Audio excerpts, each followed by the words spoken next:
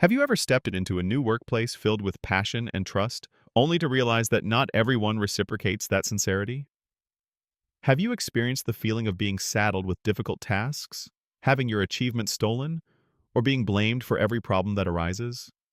If so, you are not alone. This is a reality that countless individuals have faced and are still facing. However, instead of yielding or living in constant anxiety, you can equip yourself with golden rules to protect yourself and build a strong career. These are not mere tricks. They are psychological and behavioral strategies honed by experience, helping you become a professional who is reliable, respected, and not to be taken for granted. This article will delve into three core principles that will not only help you defend yourself, but also thrive in any professional environment. Rule 1. The power of a first impressions. Dare to be the bad guy to earn respect. In the workplace, a first impression is not just a fleeting moment. It's the foundation that shapes how others will treat you later on. Understanding this, you need to proactively create the right impression from the very beginning.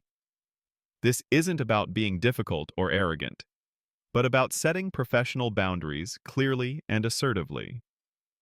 The influence of first impressions. In psychology, there's a crucial concept called the primal effect. Research shows that within the first 45 seconds of an encounter, people form up to 75% of their evaluation of you. This is an incredibly short amount of time, but its impact is immense. If you project an easygoing, overly friendly, or even submissive attitude from the start, people will unconsciously set a benchmark for your friendliness. Later on, if you make a slight mistake, decline a small request, or simply don't show the same level of enthusiasm as you did initially, they will feel disappointed, resentful, and you will easily become a target for exploitation. Conversely, when you present yourself with a serious, sharp, and slightly reserved demeanor, people will respect your boundaries. They will understand that you are a professional who is focused on work and not easily swayed by small talk or inappropriate favors. This doesn't mean you have to be cold or unapproachable. You can still be polite, smile, and be kind, but always maintain a professional air. Let people realize that you are here to work, not to make hasty friendships. I have a colleague who once shared her experience. From her first day on the job, she maintained a serious attitude, focused completely on her work, and politely declined spontaneous lunch invitations. People initially commented that she seemed cold and unapproachable, but after working with her for a while, when they saw her competence and professionalism, they began to respect her and use the most serious tone to discuss work. In fact, when she did offer a small favor, they were incredibly grateful and praised her endlessly. Why? Because she had set an initial standard that was lower than their expectations. When you perform better than that standard, you are valued exponentially more. Don't share private matters. A common mistake many young people make is oversharing private details with colleagues, especially in the early stages. Stories about family, personal circumstances, relationships, or financial difficulties may make you feel closer to people, but they also unwittingly provide weaknesses to those with bad intentions. When they know you are facing difficulties, they will perceive you as vulnerable and easy to manipulate. And from there, they will find ways to take advantage of you or bully you.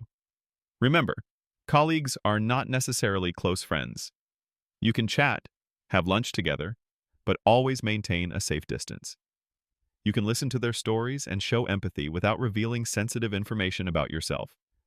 Caution and vigilance are never superfluous in the workplace. Rule 2. Confront directly. Dare to solve problems. Don't compromise. Once you've established boundaries, the second rule is to defend them assertively. Bullying or exploitation never stops after the first time. It's like a small crack. If you don't fix it promptly, it will spread and create a much larger hole. Therefore, when a problem arises, you must address it immediately, without compromise or fear of offending anyone. The power of assertiveness. When someone violates your boundaries, whether it's a disrespectful comment or an act of exploitation, you must dare to speak up. Don't think, "I'll just let it go this time," or "I'll give in just this once." Your compromise will be interpreted as acceptance. And when that happens, they will continue to push, starting with 1 centimeter, then 2, then 5, until they've taken a whole mile. Being assertive doesn't mean being confrontational or creating a scene. It means expressing your point of view clearly, directly, and professionally.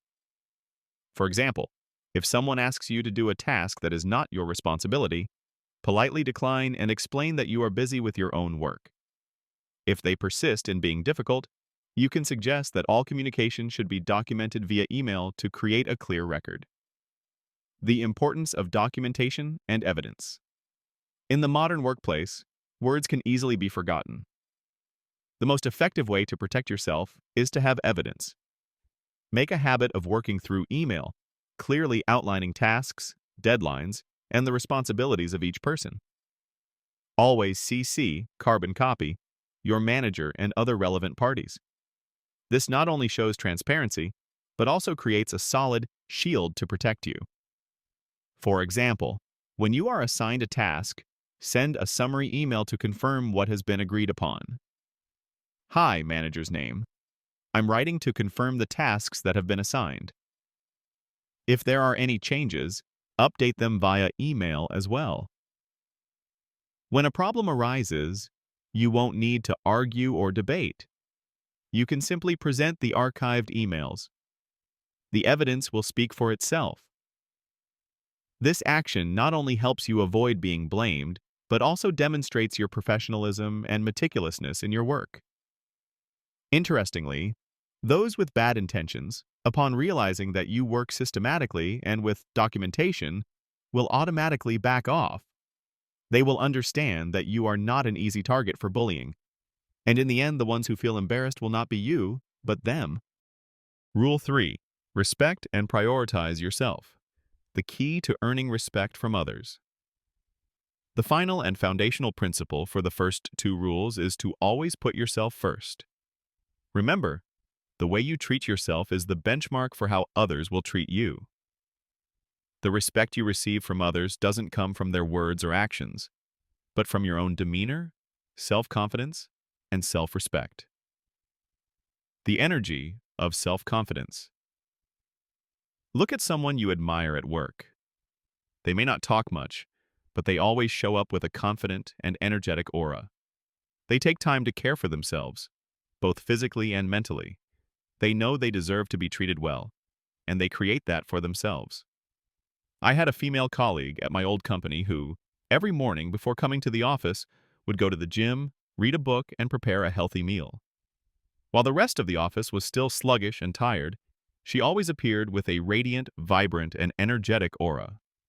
She didn't need to prove anything to anyone, but that very presence made people respect her. She didn't wait for others to acknowledge her or take care of her. She simply loved and took care of herself. And that was the greatest respect she gave herself. This self-respect radiated outward and earned her the respect of others. Live for yourself, not to please others. If you constantly try to live to please others, you will forever be dependent on their approval and will never be truly respected. When you are afraid of being the bad guy, you will easily become a victim. When you don't dare to say no, you will be exploited. Remember, you have the right to be yourself, the right to say no, and the right to protect yourself. The truth is, not everyone will like you, and that is perfectly normal. You don't need to become a copy of anyone, nor do you need to submit to every opinion. Be clear-headed, strong, and brave enough to be yourself. Accept that protecting yourself might displease a few people, but it will help you earn the respect of those who truly matter. Ultimately, whether at work or in life, it is only when you truly love yourself, respect yourself, and believe you deserve good things that you can confidently walk your own path.